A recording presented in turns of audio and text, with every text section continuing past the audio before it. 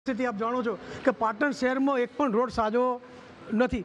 નવીન બનાવેલા રોડ આજે ભારતીય જનતા પાર્ટીનું જે મુખ્ય કાર્યાલય છે ત્યાં 1.5 વર્ષ પહેલાં હજી રોડ બનાવ્યો નથી. ત્યાં પાઇપલાઇન નાખવાના બહાને આજે રોડ કમ્પ્લીટ તોડી નાખવામાં આવ્યો છે.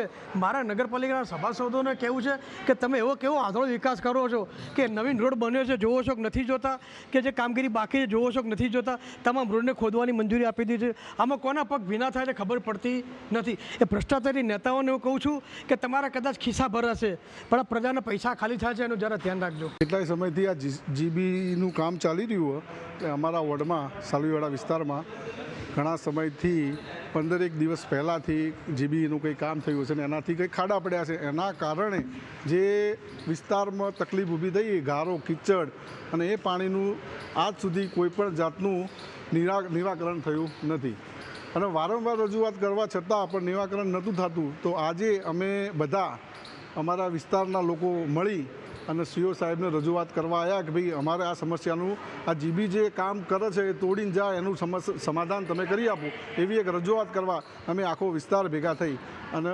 નગરપાલિકામાં સીઓ સાહેબ જોડે આવ્યા.